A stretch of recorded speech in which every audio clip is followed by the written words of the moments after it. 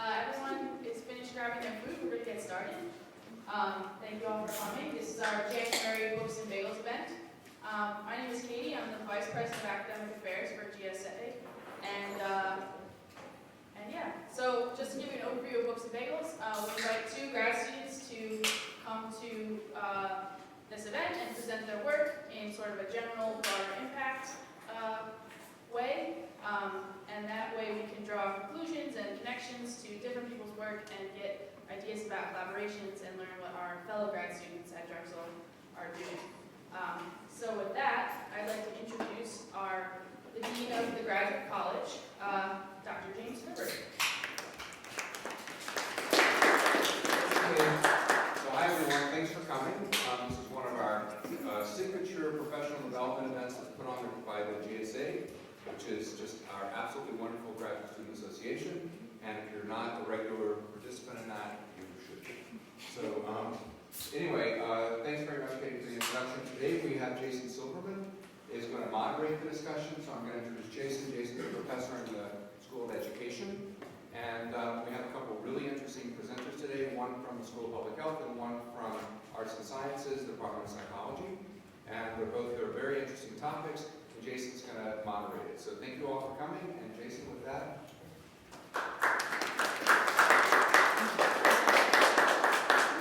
So thank you everyone, and welcome to the first Books and Bagels of the 2017 calendar year. Really excited to have some presenters today and to learn about what's going on in the other colleges and the schools across the university, which is one of the really exciting things about the Books and Bagels program.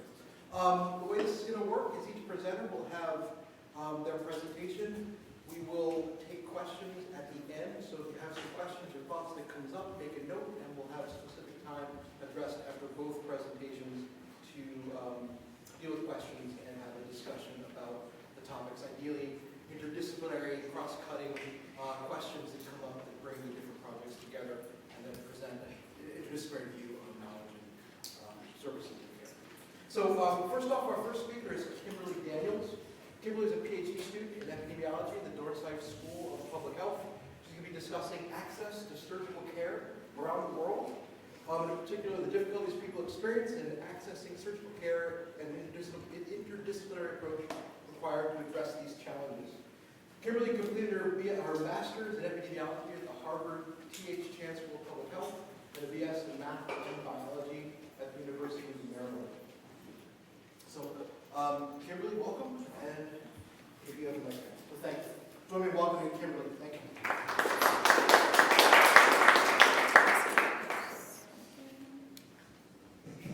Okay, sounds like it's working. All right. Cool. Thank you guys for letting me present today. So yes, my name is Kimberly Daniels, and I'm going to present some work that I actually have been finishing up. It was work that I did actually prior to coming to the Dorsafe School of Public Health. I'm a first-year doctoral student, so I'm just getting started on the work I'm doing here. And for the past 2 years, I worked at Boston Children's Hospital in a group called the Program of Global Surgery and Social Change. That was housed jointly at Harvard Medical School and Boston Children's Hospital. So I worked with a whole bunch of surgeons as their statistician. And it's in this area called global surgery. So what is this? This is a subdivision of global health, and it has been called the neglected stepchild of global health by Dr. Paul Farmer, because surgical care has always been viewed in general as very expensive. It's a complicated medical service. It uses very technical skills and also technical tools, and it requires a very strong supply chain to provide everything that's required for surgical care. And so traditionally, global health has focused on HIV, AIDS, malaria, and tuberculosis care. And a lot of those, the vast majority of them can be treated with pills. And the other side of global health has usually been vaccine focused. It's very infectious disease heavy. And so traditionally on the surgical side, it's been focused on humanitarian mission trips, which were about 2 weeks long trips where surgeons from high-income countries will go to a developing region with groups like Operation Smile, Smile Train, Mercy Ships, those types of groups, and they'll do a whole bunch of surgeries in a matter of a couple weeks. And while these groups are really great and the work is really good, they're not able to really meet the burden of disease in these low-income countries. And in some cases, there's even been some question about the ethics of doing some of these surgical trips because their outcomes are not assessed regularly, and some physicians have been known to practice beyond the scope of practice that they would usually do in their home-income country, and that's not appropriate. So in 2015, my group came out with the Lancet Commission on Global Surgery, which was a major document highlighting the gaps in surgical care around the world and pushed for a more sustainable surgical care system that is an integral part of your healthcare system, that surgical care is a right and that everybody should have a universal access to safe, affordable surgical and anesthesia care when needed. So you're probably wondering, what is the scope of this problem and how many people don't actually have access?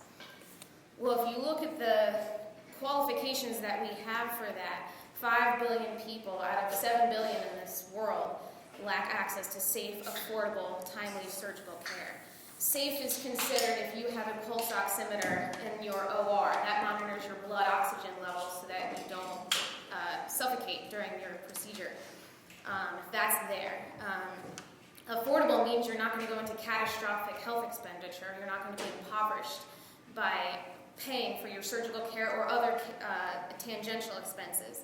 And timely means you're within a 2-hour drive of the hospital. And I can go into how those things were determined. We need 2.2 million surgical, obstetric, and anesthetic providers to meet the population needs by 2030. And this is significant because it takes about 10 years to train one of these providers. And the burden of disease, about 30% of people who get sick need some sort of surgical solution for this. And that spans all disease categories, whether that's infectious disease or injuries from car accidents, for instance, or pregnancies and diabetes. It's everything. 48 million people, so some surgical care is free, but then there are tangential costs that are required. So people will pay for food for their family while they're in the hospital. They take care of the costs for the medications and the tools the surgeon is using. And those tangential costs affect 48 million people and can put them into catastrophic health expenditure.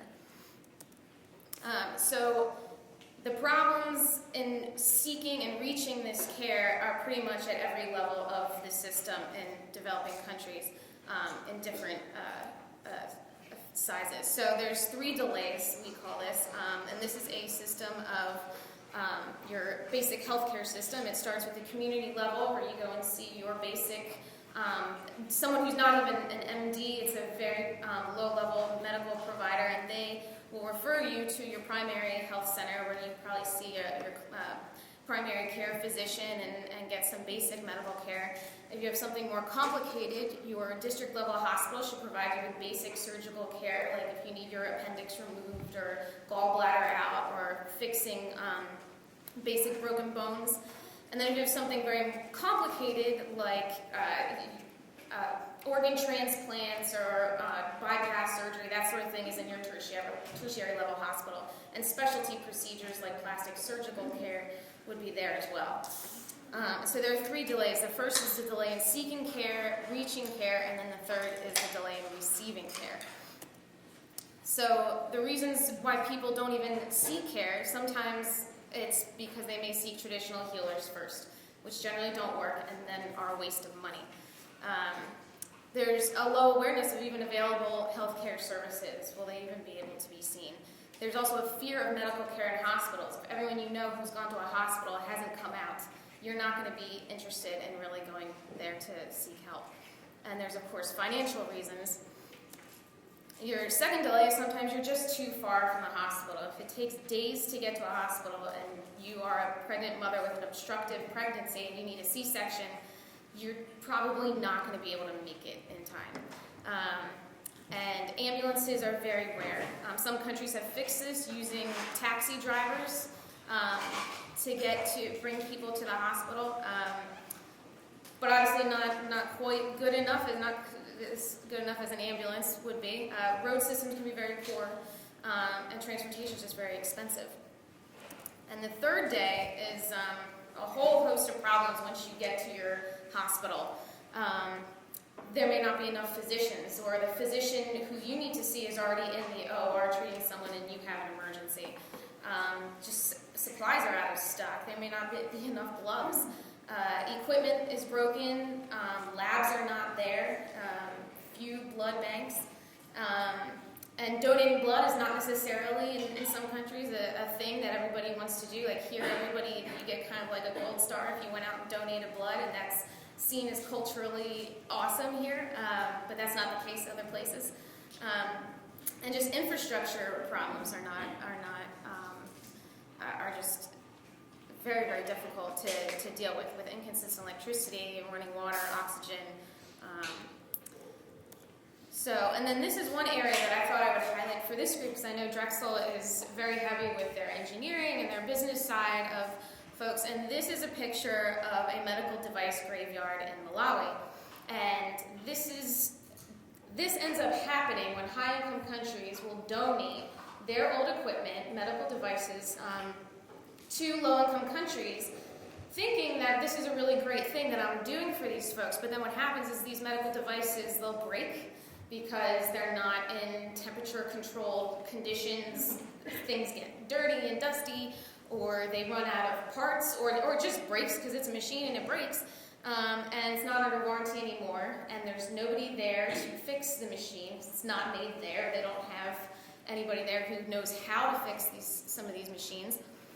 So then they can't use it anymore, and it ends up being dumped in rooms and behind a hospital and just in these places, and it's just taking up space, and it ends up being a huge problem.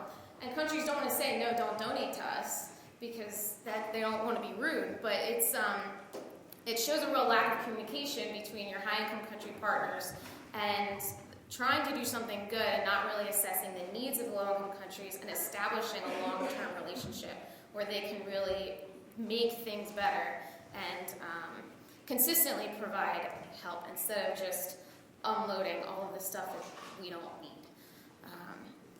And so this is definitely an area where like people in biomedical engineering may want to specifically design things that can work in those types of environments, and working with supply chains to even get disposal systems for hospitals, and also ways of getting this equipment to hospitals so that it can be used and fixed and continue to run.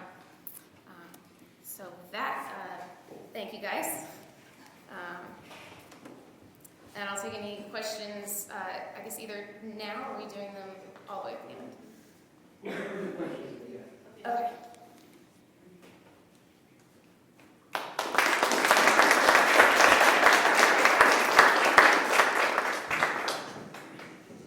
Thank you so much, Pam. So again, if you have any questions or comments or thoughts, please take a note. We'll have time at the end of the hour to discuss questions and discussions. Our next presenter is Jenny David. Jenny David is a PhD student in clinical psychology in the College of Arts and Sciences. Jenny will be sharing her work on faltering weight in particular, her efforts to understand interdisciplinary treatment approaches and measure adherence to outcomes. Jenny is a doctoral student in clinical psychology at Drexel. She earned her psychology degree with honors from Boston University in 2013. And we're going to have you here. Jenny, thank you. Thank you. Is this, people can hear me? Yes. Yes? Okay. All right, so just as Kimberly said, thank you so much for having me here. Today I'm going to be talking about a project we're doing at my current clinical placement, so developing an adherence measure for an interdisciplinary clinic serving children with faltering weight, otherwise known as Failure to Thrive. That's a very big title, and we're going to unpack it as we go so that we understand all the components and why it's important. Okay, so a little overview of the presentation. We're going to talk about what faltering weight is and why it's important to a pediatric population, the types of clinical care that these kids currently receive, the interdisciplinary recommendations, and why adherence is an important thing to conceptualize within this population. Then we're going to talk about developing an adherence measure that we're currently doing at St. Christopher's, the pilot testing of that measure, and then reviewing the whole presentation and why it's important. Okay, so you probably have heard of failure to thrive in some point in your lives.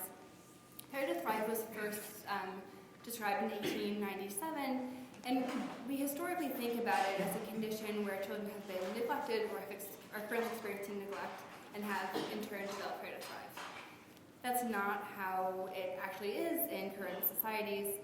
It's only about 2 to 5% of children presenting with failure to thrive that actually have had a past with neglect or withdrawal. Faltering weight is a much more appropriate term and is what's preferred now. We're still in the transition to this term, and so you'll still see the failure to thrive tag just to make sure people are kind of following along. Faltering weight is characterized by extremely low weight, so being at the 0th percentile, for example, for your age, and vulnerability to negative health outcomes. So you can see in the graph, I guess on either side here, a typical growth weight chart, for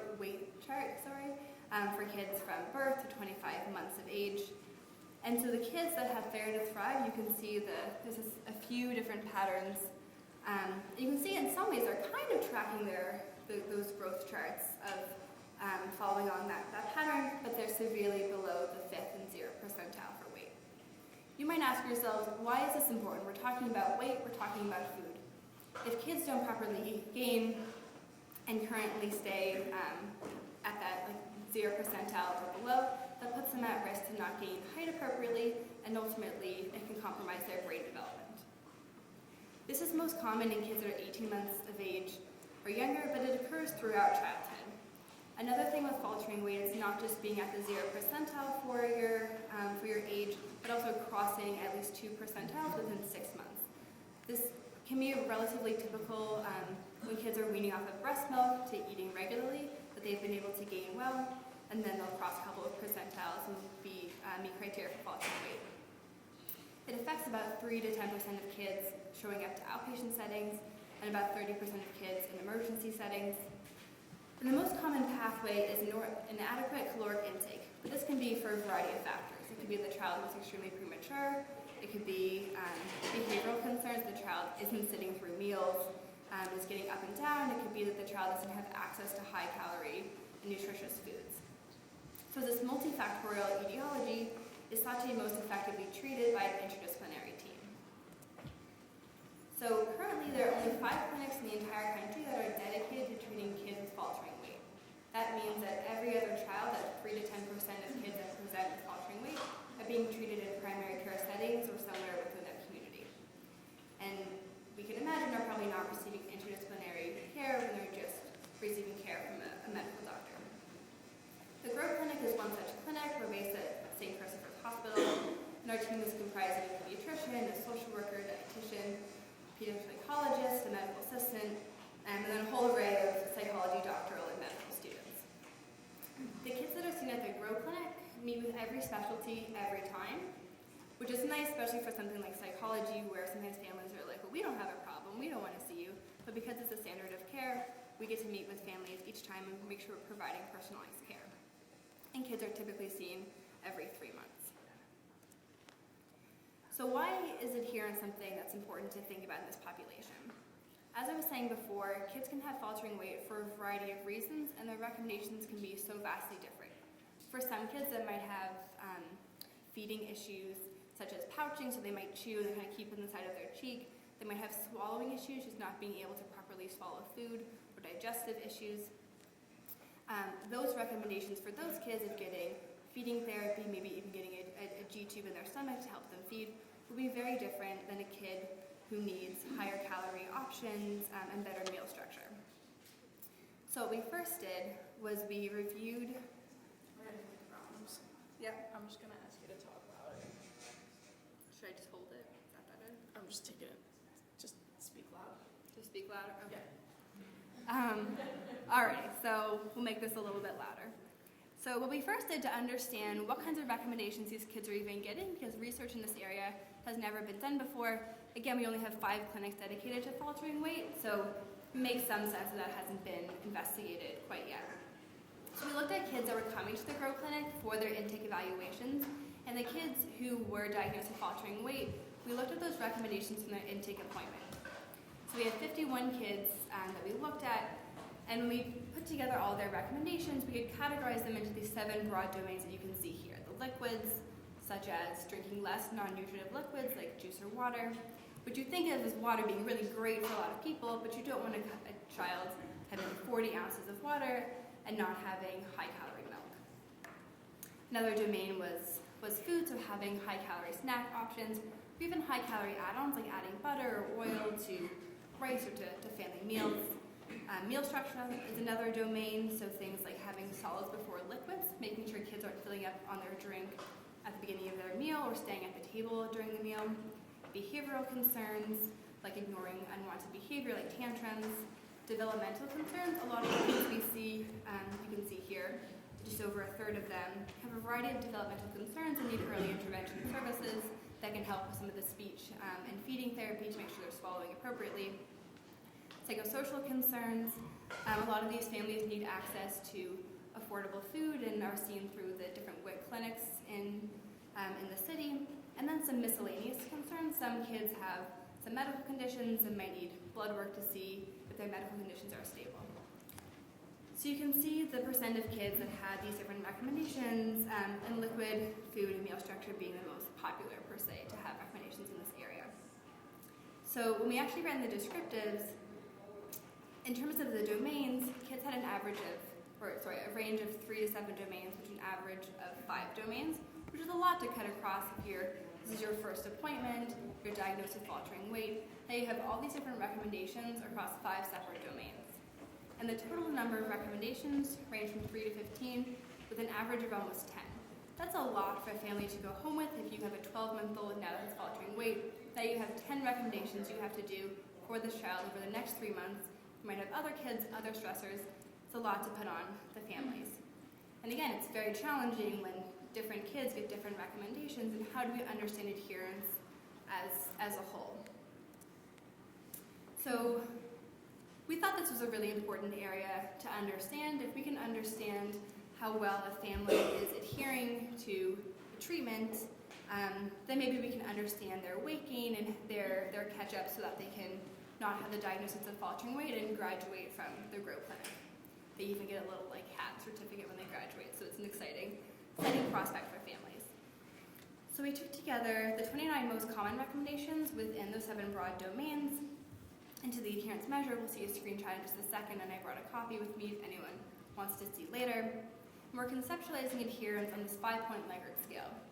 So let's say a kid is drinking 40 ounces of juice and water in a day, and we want them to get down to 4 to 6 ounces in a day. They come back for their next appointment, they've gotten down to 20 ounces. So they've made some progress, but they haven't achieved that 4 to 8 ounces. We thought it seemed quite unfair to say to a family, no, you didn't adhere at all, you're going to get a 0. So instead, with this 5-point Likert scale and the corresponding values, we can instead calculate the degree of adherence and give families appropriate credit, so to speak. Then we can calculate the domain and overall adherence scores to better understand the adherence level for a certain family. And this is a part now of just their regular clinical interview, so it doesn't really take any more time for the care team or for the family. It's more of a structured interview.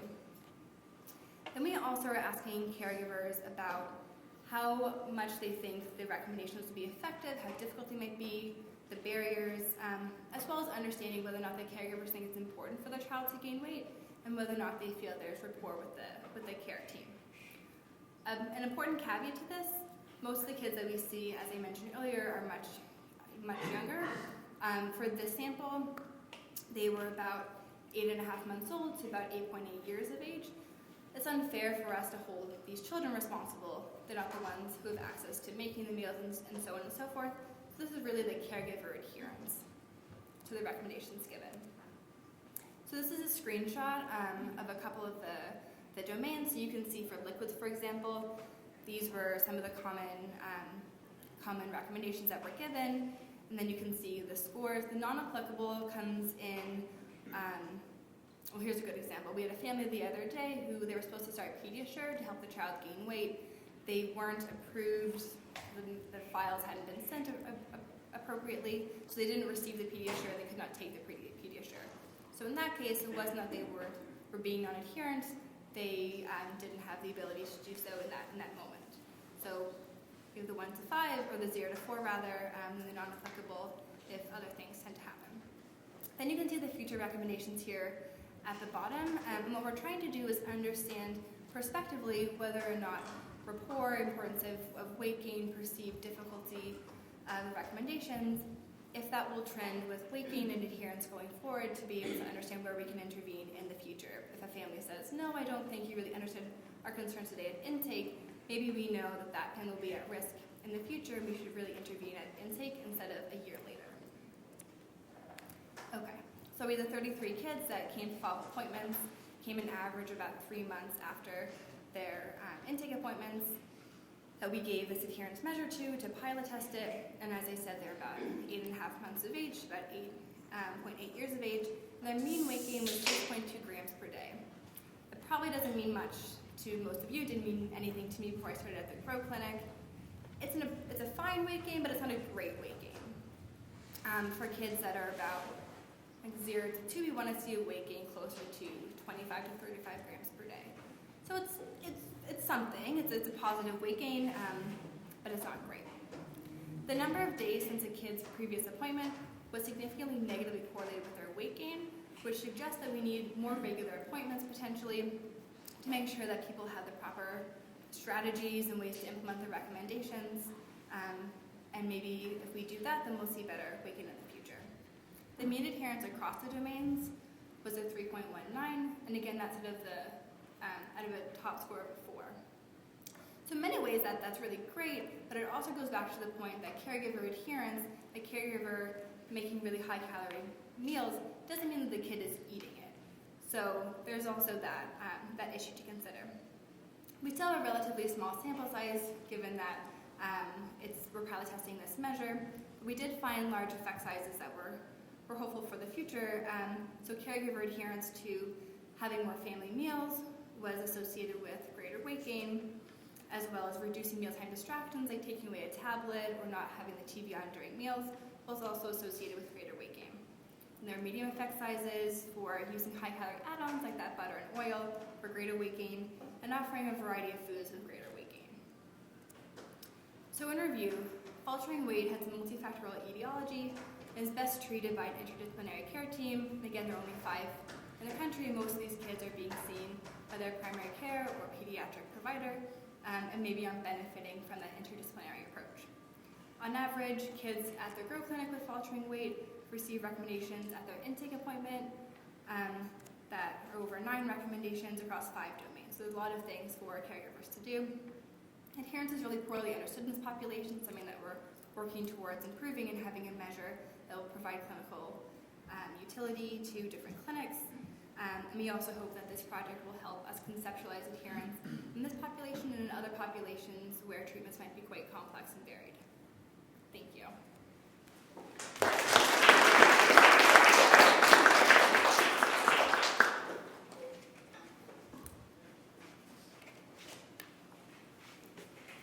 So, thank you to Jenny and Kimberly for these presentations. Both were very interesting, and at some level, one of the challenges I think would be to think about, are there any things that cut across or might bring those two ideas together? And for me, there was the notion of communication and connecting with the groups you're trying to reach in meaningful ways.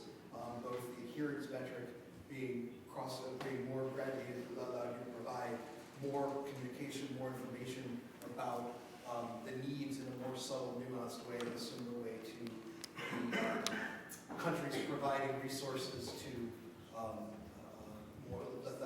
less affluent countries that at some level they're not able to sustain or not able to need. The question is, what are the needs and how do we provide those resources and that information in a more meaningful, more nuanced way, how to understand it. So I think that was very interesting, and interesting way to cut across that. So I think we can open up conversation and questions if we want. You guys want, we can go up here and set up a bit of a panel here maybe. If anyone has any questions about either of the presentations, now would be a wonderful time, or comments. If you do, let me know. We'll pass the mic around.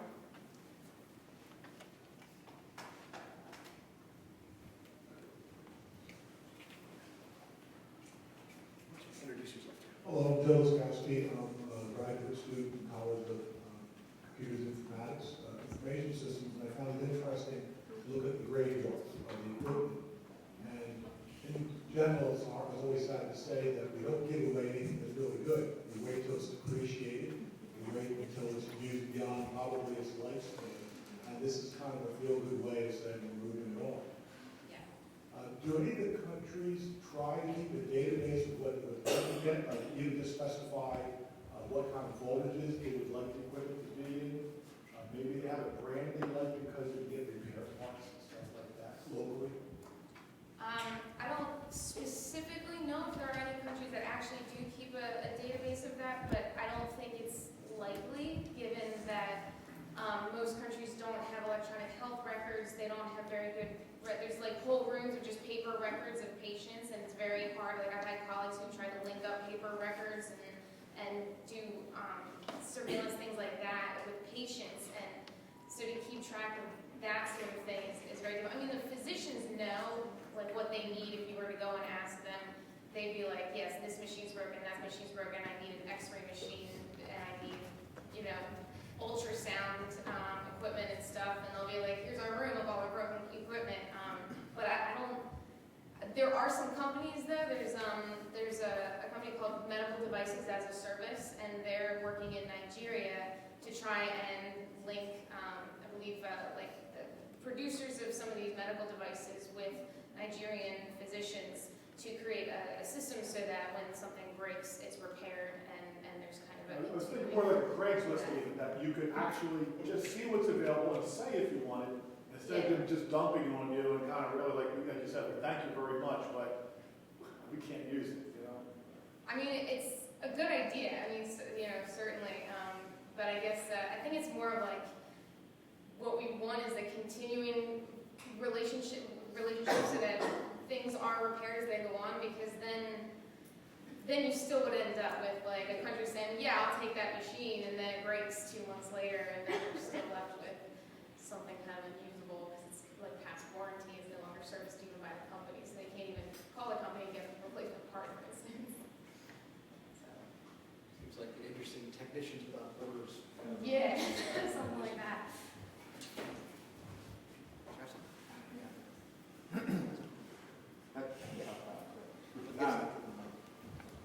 So I'm Brian Daly in the Department of Psychology. Actually, Jenny's happening next to her, so I get to harass her for a little bit here, which is something I've been looking forward to. Thank you both of you for your talk. It was really terrific. Jenny, so this is sort of a two-part question.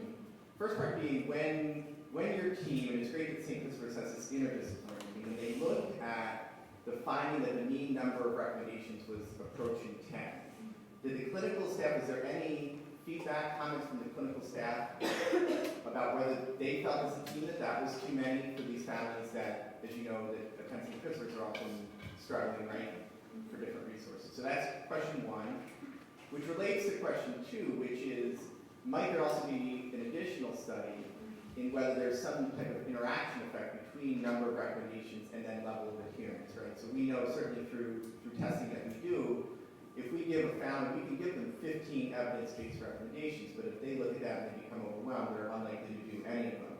And so sometimes, even though we know some of those are going to, most of them will work, we pare it down to 3 or 4 because it becomes this notion of what's feasible, right? So let's try question one first, and then let me know what you think about question two. So both great questions. And you have to say that because I'm not asking you. I am obliged to say that, but they are still great questions. So one thing that I didn't talk about in giving the talk, so while the team at the Grow Clinic, everyone's very invested in trying to make sure these kids get the best care, at the same time, it's an incredibly busy, hectic clinic day. And we try our best to huddle on every family and discuss what do you think are the most important things, what do you think should take priority. But oftentimes what ends up happening, particularly during the busier parts of the day, is I might go in and add 3 or 4 psych-related things. The social work might go in and add 2 or 3 social work things. And so it becomes, it's not always a huddle in every family, particularly when they're all kids and we think that we know them. The other thing that tends to happen, and you addressed this a little bit in your second question, is that we know the these 10 recommendations are really going to work with this family. They have problems with ignoring unwanted behavior, they have problems with meal structure, they have problems with eating high-calorie foods. And so sometimes you throw everything at them because they need everything, and other times we have a bit more insight and say, okay, they're not going to do everything. At the beginning, what's most pressing, what can we start with?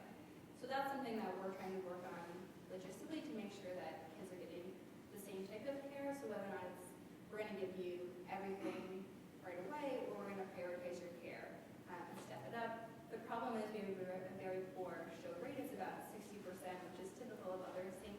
Chris outpatient clinics. So then the issue is, well, do you give families potentially all the tools at intake so they never come back, they have them, even if they might not understand them, or do you try to do a graded system and risk them not coming back and never getting to the next step? So it is a problem, but it is something as we have more participants in the pilot study that we are planning to look at the interaction between the number of recommendations and how many domains they fit across, and adherence, team rapport, also the variables that might be of interest to us. Thank you.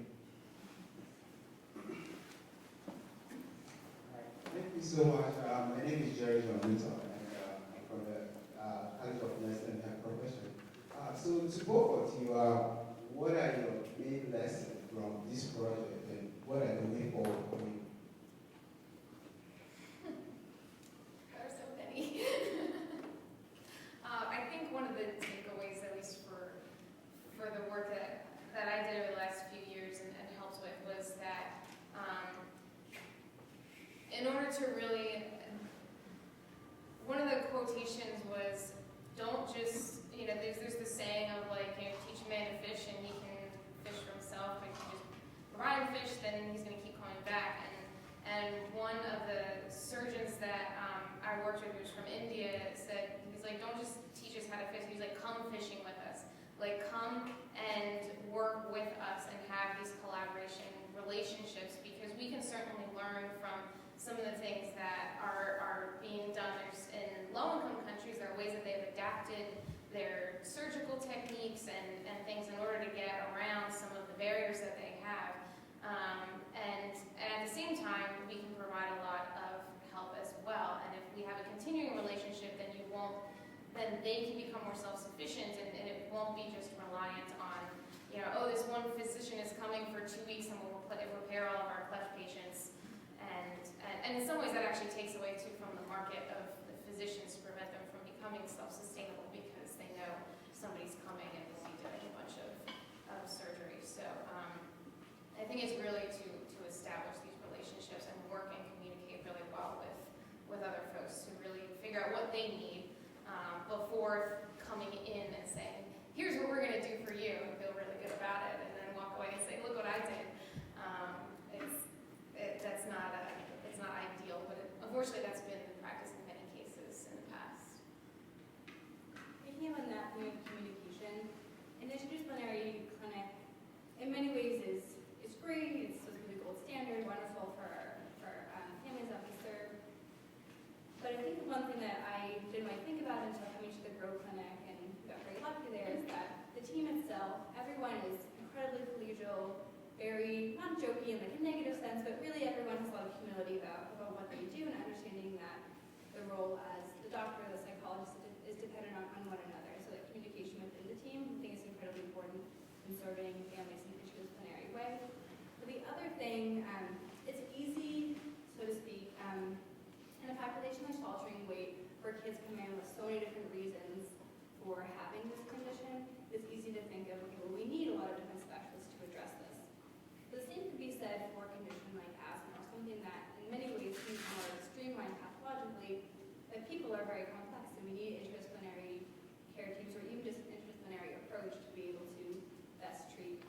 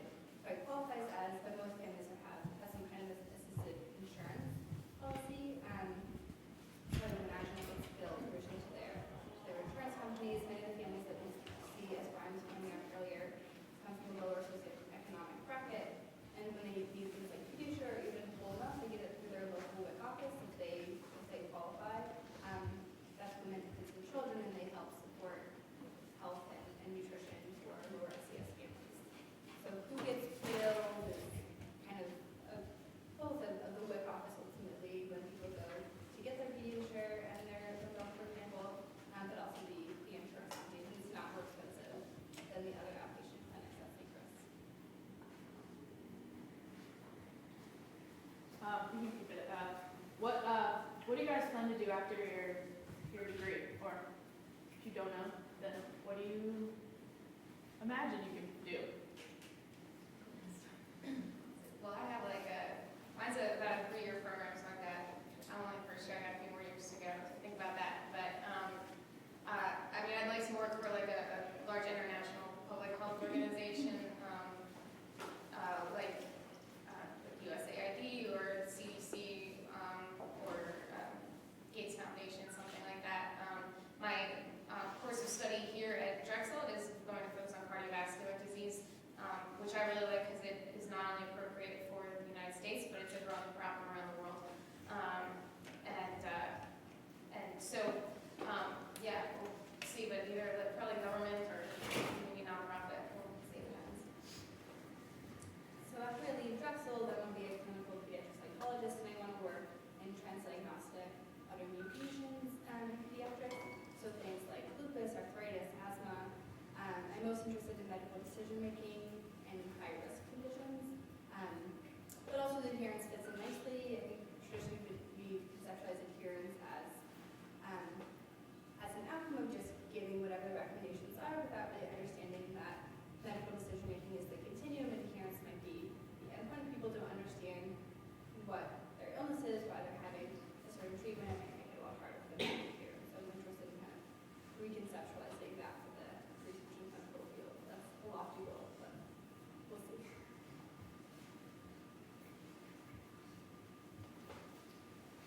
Any other questions or comments? Well, thank you very much, Mark.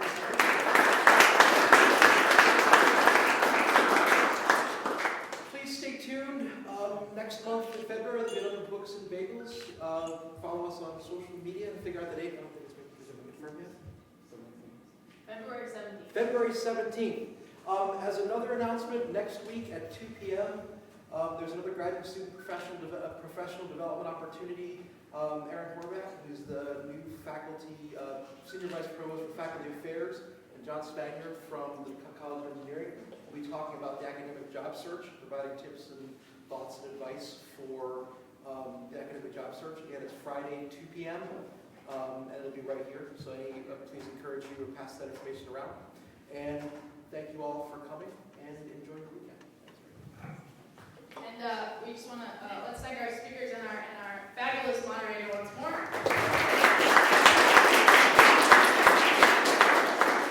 And we have some certificates and mugs for you guys. If you have any more questions specifically for for the speakers, feel free. I'm sure they'll stick around a little bit afterwards. And if you want to present at next month's Books and Bagels,